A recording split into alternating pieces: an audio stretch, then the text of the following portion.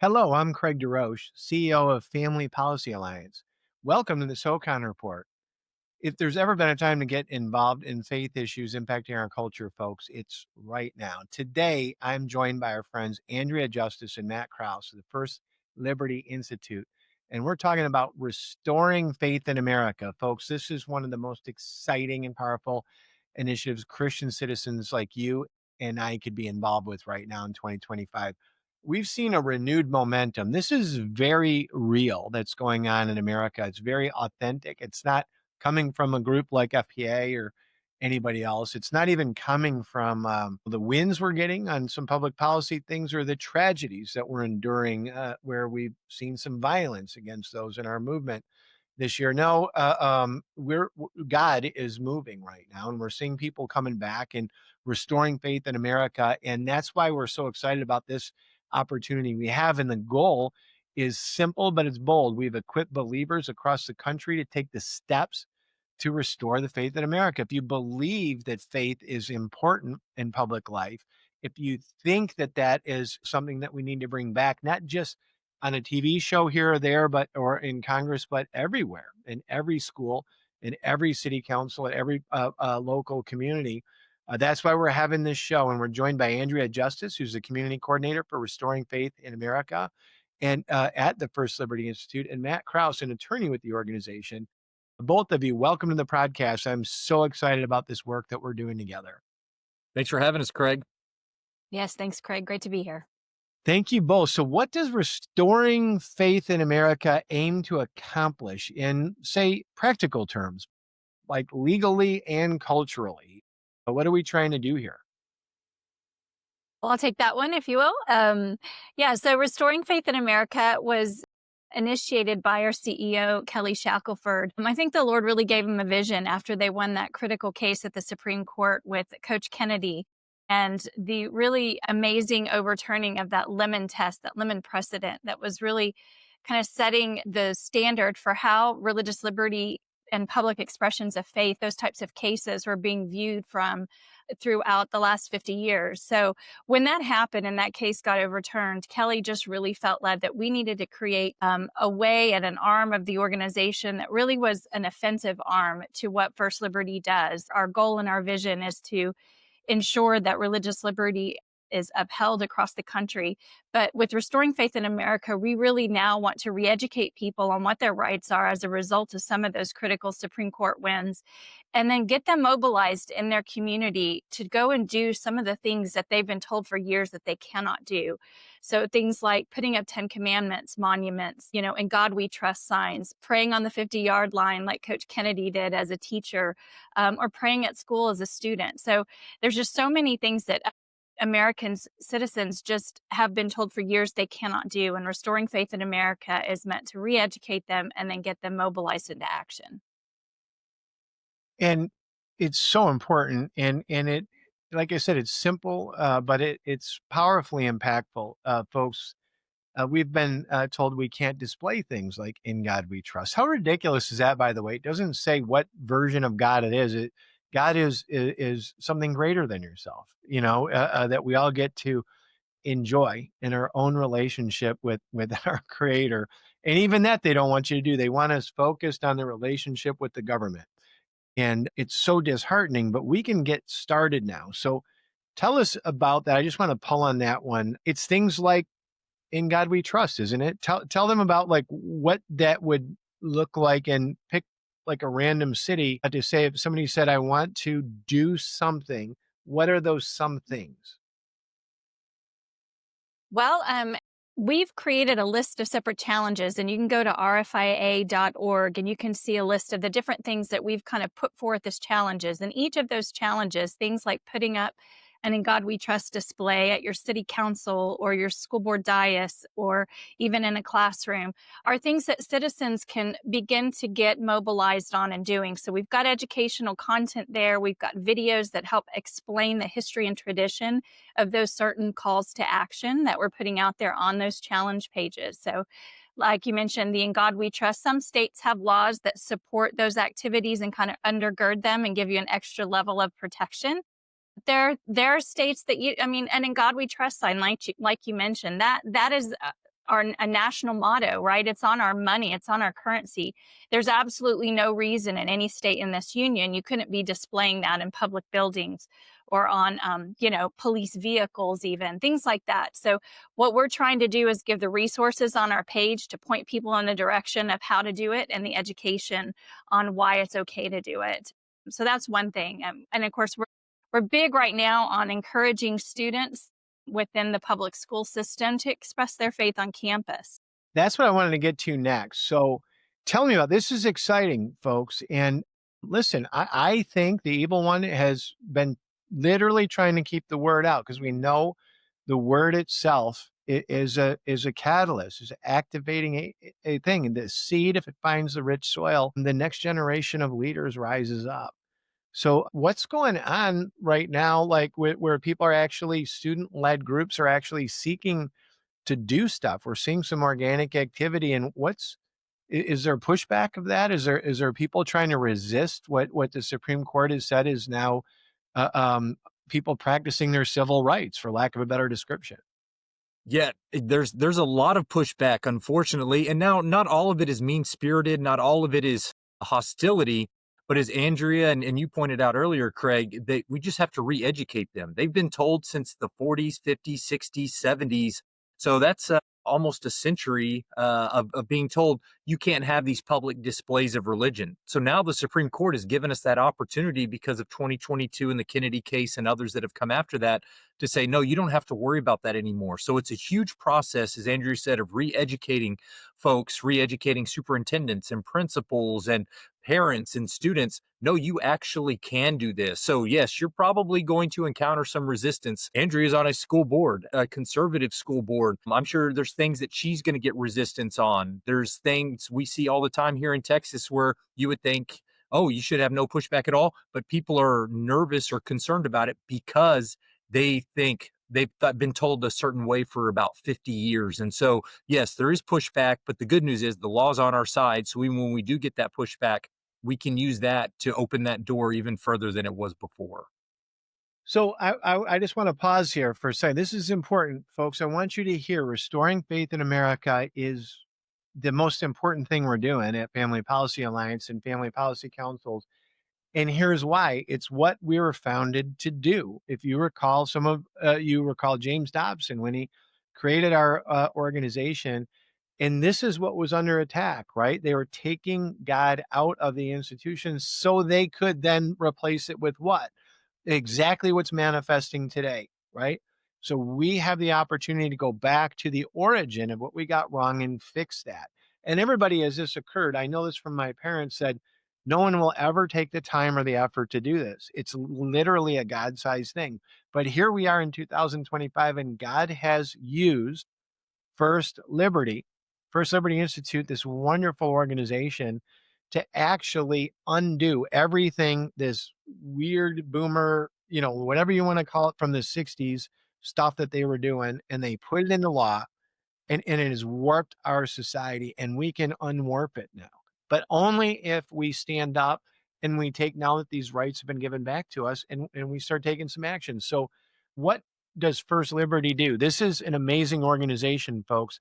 This is the organization that kind of stands in the gap where the ACLU said they were defending everybody's civil liberties. Our Constitution, our constitutional amendments are civil liberties. First Liberty, you actually were the ones that did this and you stepped in. Tell us where we are now and how you can help us as we try to restore a faith in America where we live. Are you our law firm? Yeah. Well, First Liberty is the largest organization in the country dedicated solely to preserving and defending religious liberties. And yes, FPA is some of our closest friends in this work. And so we stand shoulder to shoulder with everything that you are doing. So, yes, we would love to help you out. If you are trying to And restore that faith in extends America. to when I say we're, you're our law firm. So everybody knows when they're listening to my show, our has nothing to do with FPA. It has to do with the family policy councils, the 50,000 churches that are out there. The man on the street that's saying, gosh, if I do this where I live, I know God is going to stand up for me, but in a practical sense, who's going to pay my mortgage if I lose my job? At a practical sense, who's going to defend me if I'm harassed or bullied on social media, if my family's made to feel less safe? That's what First Liberty actually does. So tell people about how you got the calls from the Coach Kennedys of the world and how you defended them and how you believe that under Restoring Faith in America, you've given them a package. I think is the way I describe it, of where we can become our own little version of Coach Kennedy's, millions of us in America. That's what we're talking about here. Yeah. Well, we love winning court cases, but the only way we can do that is if we have clients. And so we're always looking for folks who are having their religious liberties infringed upon, who's having their religious liberties curtailed, or somebody's being hostile to that. So, if any of the FPAs, any of the churches, any of the citizens listening to this, if you find yourself in that situation, please call us. If you've heard of something that Andrea has talked about today, has kind of ignited a passion in you, and you want to do some of these steps to restore faith in America, call us again, because we would love to help you navigate anything we can. Because what you can do in California might be a little bit more, might be different than what you can accomplish in Oklahoma. What you can do in Florida might not be exactly, you might be able to do more in Florida than you can in Oregon. So we want to help you step by step, case by case, and help you restore faith in America. That's what we're here for. That's what we love to do. And so please call us, use us as a resource. The good news for you is it's free, thanks to the goodness of the Lord. And so we would love to help you out. And that's how we get our cases. We just heard about Coach Kennedy. We came alongside him 7 years later, 9 years later is when he finally got his win. But we stood side by side with him that entire almost decade to make sure that his religious liberties were vindicated. And that's amazing. 9 years, folks. Back to you guys when you said at whatever age you were. I know for me, it was probably in the 80s or 90s. I probably was coming of age, and I thought, wow, this is awful that our country lost this religious liberty that we had to practice our religion in public, where they said that somehow you got to make that a secret part of your life.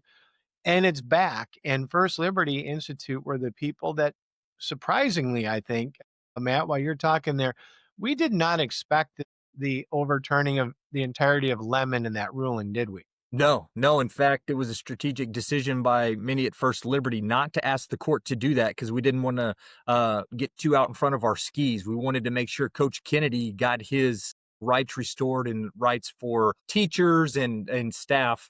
We had no idea Lemon was going to be thrown out. That was exceedingly abundantly above all we could ask or think there. I think, a few years ago, if I would have gone to my city hall or my school district and said, I have this "In God We Trust" plaque or the 10 Commandments or something like that, they would have said, we don't do that here. And that's the settled law in America, and please respect it. And now it's actually the settled law, because I can pull up a $10 bill right here because it's on my desk and say, this says "In God We Trust" on it. And I'd like "In God We Trust" to be over your head or at the city rostrum or whatever. I don't have my will. They have to display my ad or my thing, right? My version of "In God We Trust." But they can't say that that's inappropriate anymore. The settled law of America is, I'm the one talking about the way America works. And if they're saying that there's no place for that in my city hall to say "In God We Trust" or these other things, they're the ones that are out of sync with what's going on in America. And that's why we're doing this show, right? We need everybody to understand that you're the normal person if you're bringing faith back to your city council and your school. And so we desperately need you to start doing that. No one else is going to do it if you don't Right. show up with the stuff and bring it back to the school. Is that part of what we're talking about here? Yeah, yeah, absolutely. That is what we're talking about. And in God We Trust signs, we didn't even really need Lemon to be overturned for that to be those to be put back up, because as you mentioned, that is our national motto. And there's no reason that that can't be on every public building, nor that it shouldn't be on every public building, because it is part of the rich history and tradition of our country and how we were founded.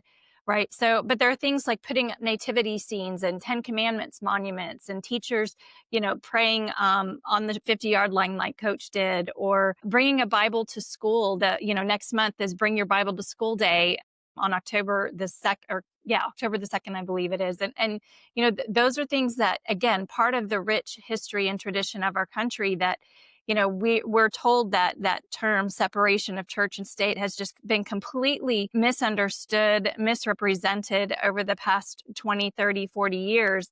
And it simply is not what people say it is. And so, yes, you can express your First Amendment religious beliefs in the public square, whether that is as a student or a teacher or in the workplace, as just a public employee. You can stand on your faith and you can stand on your beliefs, and you should. We don't want the wins that we spent 9 years fighting, and that Coach Kennedy and his family went through all sorts of trials and tribulations. We don't want those things to go to waste.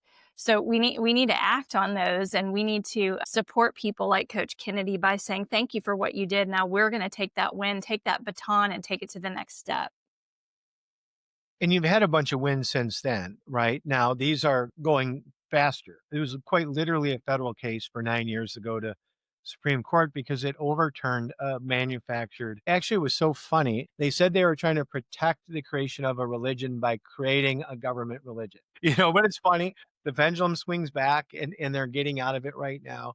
But First Liberty is kind of racking up the hits. Tell us about some of the recent activity, both of you guys. Yeah, we'll start. Yeah, we'll start with some of the legislative wins. If you remember back in 1980, the Supreme Court said you couldn't put up the Ten Commandments in classrooms. Well, their sole basis for that was using the now disheveled or discarded lemon test. And so you've seen multiple states, including Louisiana, Texas, Arkansas, reintroduce some of these reintroduce legislation to put Ten Commandments up in public school classrooms. Not only was legislation introduced, it was signed into law by their governors of those states. Not only were they signed into law, but there are Ten Commandments posters up in those states, all three of those states right now. And so it Amazing. goes to show that just the activism and help and FPAs in each of those states actually played a big role in helping those bills get passed. And so I want all of your listeners to just understand the importance of the role that they play at FPA and supporting FPA, that they do have some real world results. Here in Texas, we've had at least 3 counties, Tarrant County, where I'm at, and a couple of others vote to put up Ten Commandments monuments outside the courthouse lawn. And so that's something brand new that we're able to do. And we're also encouraging folks to put up nativity scenes or to ask their city councils, commissioners, courts to put up nativity scenes this holiday season to even reinforce that even further. So, yes, like you said, we're getting wins, and they're not just theoretical. They're not just in court cases. These are actual on the ground examples that we can see how we're restoring faith in America. Your FPCs, not only were they very helpful in getting those laws passed in Louisiana, Arkansas, and Texas, but now they have joined with us to actually get the displays distributed in those states. So again, those laws are great. We want them on the books, and we want those activities and that advocacy to happen with state legislatures. But what's exciting is when you talk to those state legislatures and you can tell them, we promise once this is passed, we're going to help get it implemented as well. It just gives them a little extra oomph to say, okay, this I'm not expending political capital on this and then nothing's ever going to happen to it. So restoring faith in America wants those legislators to know that once those things are passed, we're going to do everything that we can to mobilize the grassroots to get those laws implemented. That's right. And folks, here's the so what. Every time we hear something going wrong in America, every single time that we hear a family breaks apart, we hear a business fails, we hear a city or a school district is struggling, we hear all this stuff. We even hear about these people that are driven to violence in their lives, whether they go after school kids or they go after a political leader, as we saw with Charlie Kirk or other things. And they all talk about in their text messages, in their behavior, in their other stuff that about things that would lead you to believe that they have physical, mental, and spiritual arguments going on. Every single one of them is fighting with God at some level. And yet, what we've been saying for 50 years is that we want our schools and our cities and everything else to fight with God too. And He's not the answer. It's more government, it's more of the other stuff. So there can be no more important thing in Family Policy Alliance's opinion is to go right to where the evil one has a word-free zone. If you want to think about what he's created, you have a gun-free zone in that school, a word-free zone, word with a capital W. And you wonder why people are choosing the things that they're choosing. There is no more important thing that you could be getting involved in because you don't need to win the presidency over this. You don't need to realign the Supreme Court. You don't need to pass 60 votes out of the Senate. You can simply go to firstliberty.org, familypolicyalliance.com, and you can join us together. You can be a part of restoring civil rights to America. You can be the answer to what's going wrong in our school districts and in our political rallies in a very positive way. You can shine your light, and it's by working with good people like Matt and Andrea. So, Matt and Andrea, tell us your hope here. How coming out of this call? I know a lot of people are saying this is the perfect place for me to start. I can begin here because it's turnkey, Craig. It's not that hard, but now I know I'm carrying a lot of water for the Lord when I raise my hand here. So they're all raising their hand out there. Tell them how do you guys get involved? Yeah, I just think it's incredibly exciting that the Lord has seen fit to put us on earth at this time in America, in this place where we can actually have an influence and an impact on restoring faith in America. Not everybody's had that opportunity. Some people lived most of their entire adult life under the Lemon framework and never were able to do this. So, as Andrea said before, let's take advantage of the time that God has given us. And one of my favorite quotes is from A.W. Tozer. He said, "We can be what the heroes of the faith were in their day, even though they didn't know they were heroes at the time." So you think about all your great Bible characters. They didn't know that they were going to be some great Bible character for that long. You don't know that God may have something great in store for you to do something great in this country, which could bring revival, which could bring change to your community. All you have to do is be willing to go. You can find out those action steps at rfia.org. Again, restoringfaithinamerica.org, and at the other websites that Craig just gave you. But get involved, get off the sidelines, get in the game, because now's an opportunity we haven't had in a half century. Let's take advantage of it. Lord's counting on us. The kids are counting on us, folks. There's a genuine revival going on in America, and we want you to be a part of it. The people that sit out revolutions are usually called victims in the rearview mirror. And we do not believe that God is expecting or wants any more Christian victims than are required. We need to mobilize, we need to get on the field. There are more of us than there are of anybody else in this country. And as we mobilize and as we bring the word back into the public square, we know that we'll be able to see the fruit start to return to our wonderful country. Thank you, Andrea. Thank you, Matt, our dear friends. Folks, Restoring Faith in America, RFIA.org is the place where we're going to be camped out for years to come, because we believe as we restore faith in America, America herself is restored to her original potential, and we want to do that in partnership with you. Andrea, you are the executive director of this initiative. Take us out from here with your hope. Absolutely. And I would say if you're thinking about doing something, go to the Lord in prayer, ask Him what it is, Lord, where do you want to send me? And then when He tells you, reach out to us and we will help you to create a plan of action for your community. We'll help you figure out all the steps that you need to take, because it's going to be different everywhere that you live, depending on what you want to do. And so we want to help think through all of the things to make sure that you have the highest probability of success. And then we want to pray with you and support you along the way, and then celebrate the victory when it happens. I think courage begets courage. So we want those stories. We want to hear the stories of what you're doing out in your community. And we want to celebrate with you when you have taken forth the word of God into your community.